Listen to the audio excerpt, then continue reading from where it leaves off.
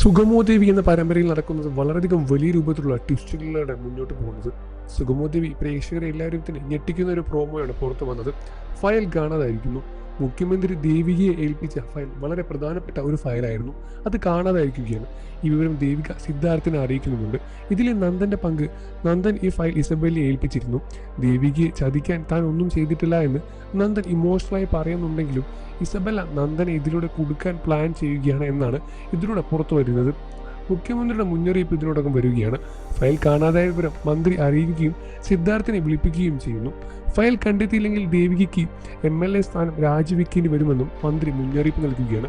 പ്രേക്ഷകരെ ഞെട്ടിക്കുന്ന ഒരു സീനായിരുന്നു അത്. സിദ്ധാർത്ഥിന്റെ സംശയം ഇതിലൂടെ മുന്നോട്ട് വരികയാണ്. ഫയൽ മാറ്റിയത് നന്ദൻ തന്നെ ആയിരിക്കുമെന്ന് സിദ്ധാർത്ഥൻ ഇതിനോടകം സംശയിക്കുകയാണ്.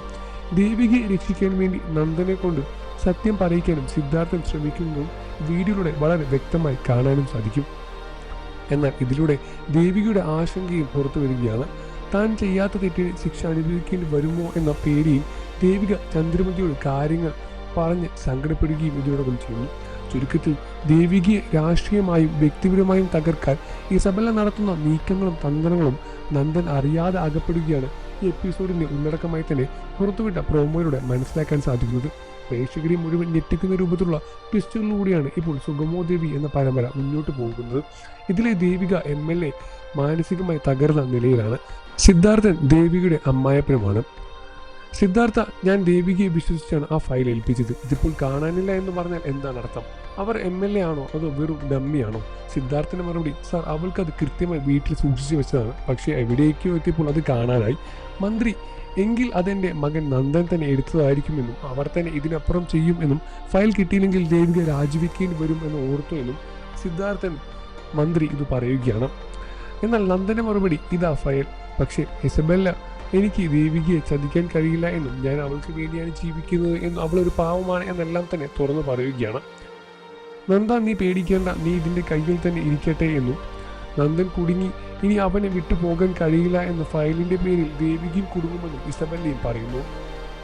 അച്ഛ, CM എങ്ങനെ വിശ്വസിച്ച് ഏൽപ്പിച്ചതാണ്, ഇതിപ്പോൾ രാജിവെക്കേണ്ടി വരുമെന്ന അവസ്ഥയായി എന്തു ചെയ്യുമെന്ന് ദേവിക ചോദിക്കുമ്പോൾ, മോളെ, നീ നിന്റെ കുടുംബം തകർക്കാൻ വന്ന ആ ഇസബെല്ലയെ കളിയായിരിക്കുമെന്നും ഇത് നന്ദൻ ഒന്ന് ശ്രദ്ധിക്കേണ്ട നല്ലതാണ് എന്നും ചന്ദ്രമതിയും പറയുന്നു. സിദ്ധാർത്ഥൻ ദേഷ്യത്തോടെ, ദേവിക, നീ പേടിക്കേണ്ട, ഇത് ചെയ്ത് നന്ദനാണെങ്കിൽ അവനെ കൊണ്ട് സത്യം പറയിക്കാൻ എനിക്കറിയാമെന്നും രണ്ട് പൊട്ടിച്ചാലും വേണ്ടില്ല എന്ന തരത്തിലാണ് പറയുന്നതും. നന്ദൻ എവിടെ പോയി ആ ഫയൽ എന്ന് സിദ്ധാർത്ഥൻ ചോദിക്കുമ്പോൾ, നിന്റെ കളി, ഈ കളി കാരണം ദേവികയുടെ ജീവിതം തകരും, സത്യം പറയുന്ന സിദ്ധാർത്ഥൻ നന്ദനോട് ചോദിക്കുകയാണ്. ചുരുക്കത്തിൽ ദേവികയെ രാഷ്ട്രീയമായും വ്യക്തിപരമായും തകർക്കാൻ ഇസബെല്ല നടത്തുന്ന നീക്കങ്ങളെല്ലാം തന്നെ ഇതിലൂടെ വളരെ വ്യക്തമായി കാണാനും സാധിക്കും. തകർക്കാൻ ഇസബെല്ല നടത്തുന്ന നീക്കങ്ങളെല്ലാം അതിൽ നന്ദൻ അറിയാതെ അകപ്പെടുന്നതുമാണ് എപ്പിസോഡിന്റെ ഉള്ളടക്കമായി പുറത്തു വരുന്നത്. അടുത്ത എപ്പിസോഡുകൾക്ക് ചാനൽ ഇപ്പോൾ തന്നെ സബ്സ്ക്രൈബ് ചെയ്ത് സപ്പോർട്ട് ചെയ്ത് വെക്കുക ഫ്രണ്ട്സ്.